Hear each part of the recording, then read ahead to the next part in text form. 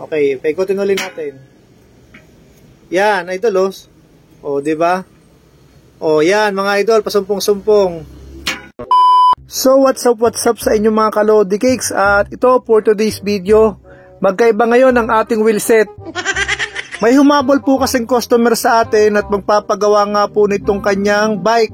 Bali, ito na nga po yung sira nito, yung pinakang pre-hub. Yan mga idol, para po sa mga hindi nakakaalam, kapag po cassette type yung ating hub, yan, tingnan nyo mga idol, hindi po kumakagat. Pagka cassette type po, ang sira po niyan ay hub o yung pinakang pre-hub. Andyan po kasi sa hub o sa pre-hub, yung pinakang pulse para kumagat po, o kapag pumapadyak po tayo ay para umandar po. At kapag thread type naman po, sa sprocket naman yun mga idol. Ngayon po mga idol, ang sabi ko po sa customer, baka gusto niya po munang gamitin yung aking pinakang rear wheel set. Kasi parehas naman po kaming 10 speed, 1150 nga lang po yung aking sprocket. Naawa po kasi ako sa customer mga idol kasi mula po dito sa Central Avenue, Quezon City.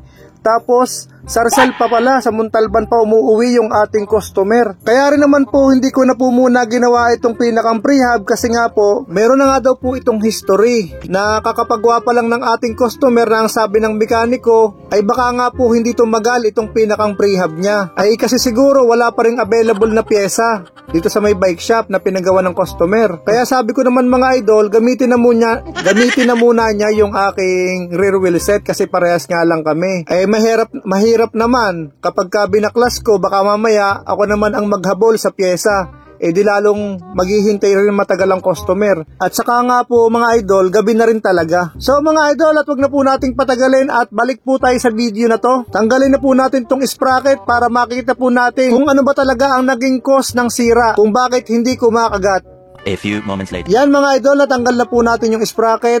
Bali mga idol, umaalog na rin po pala itong pinakang pre-hub. Kapag kaganyan mga idol, bearing naman po ang problema niyan. Ngayon mga idol, tanggalin na po natin itong pinakang pre-hub para makita po natin yung pinakang problema nito. Gagamit nga po pala tayo mga idol ng 217 na open wrench para matanggal po natin itong pinakang pre-hub.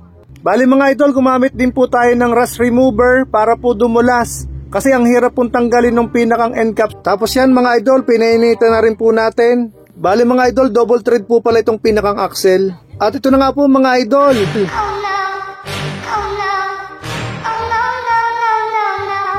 Yan mga idol, ang naging cause ng sira ng hub na ito kung bakit hindi kumakagat. Halos isang pulse na lang ang merong spring.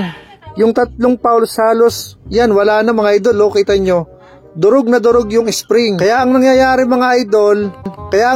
po mga idol ay pasumpong-sumpong lang yung pagkagat ng pulse. Bali mga idol, ang brand po pala ng hub po na ito ay Labisi. Tapos 4 pulse na po ito.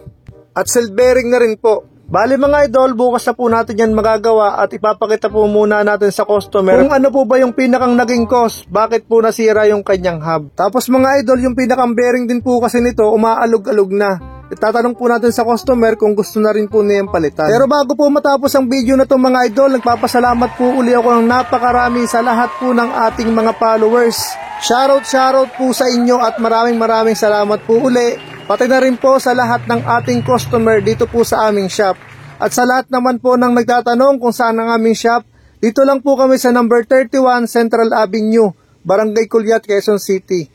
Pwede nyo po yung i-search sa Google Map. At hanggang dito na lang po yung ating video. Maraming salamat.